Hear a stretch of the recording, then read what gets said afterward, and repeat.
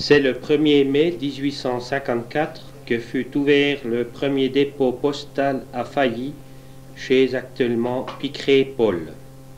Le dépositaire et facteur était Goba Victor, qui assurait une distribution quotidienne pour un salaire de 104 francs par année.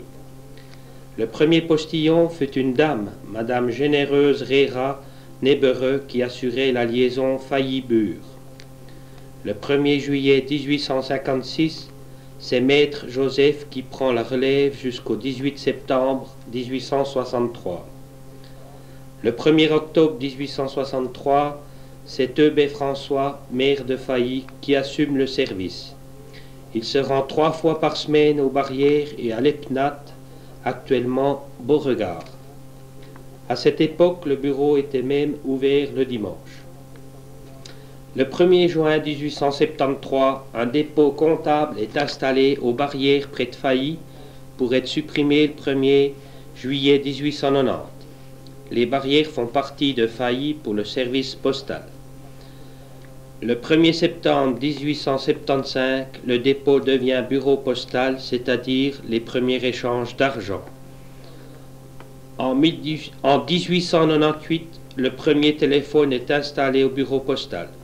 C'est le postier qui répond aux appels et va chercher les clients. Une conversation dans le réseau de Porrentruy coûtait à cette époque 10 centimes pour 3 minutes. Le 1er juin 1889, Mademoiselle Grandjean Lucie, originaire de Failly, qui devient la première buraliste. Dès 1869, le bureau était ouvert jusqu'à 8h30 le soir pour la consignation de la messagerie amenée par le courrier français. M. Sylvestre Gustave, père d'André, assurait la liaison Montbéliard-Failly. En 1891, une première statistique annuelle du trafic est établie et est déjà importante. Notons que le village approchait les 600 habitants. 104 voyageurs, 13 000 lettres déposées, 6 000 colis déposés, 600 articles d'argent. En 1908, Péria Ernest négociant devient le premier abonné privé du téléphone. Le 1er mai 1913, Mademoiselle Frossard Gabriel succède à Mademoiselle Grandjean décédée. En 1920, les locaux sont transférés au château chez Monsieur et Madame Vettre actuellement.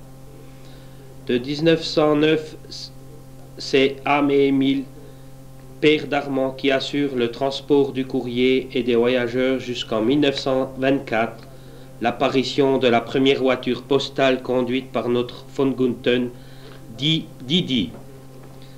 De plus en plus, le trafic prend de son importance. La buraliste est secondée successivement par Réra Jules, Réra Augusta chez le facteur et Réra Marceline.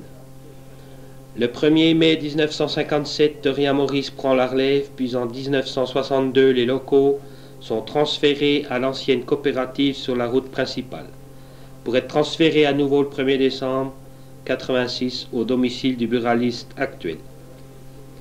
Coup de chapeau aux prédécesseurs qui ont connu des longues journées pour un salaire dérisoire, à pied, à cheval, dans des conditions très difficiles.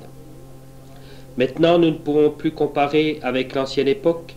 La motorisation, l'informatique, l'ordinateur sont là et nous devrons y faire face. En 1986, 35 000 envois ont été déposés à Failly, 230 000 distribués, 27 000 versements et paiements représentant un mouvement de fonds de 22 millions. Le bureau postal de Failly reste d'une grande importance de par sa situation aux frontières. L'avenir peut être pris avec confiance.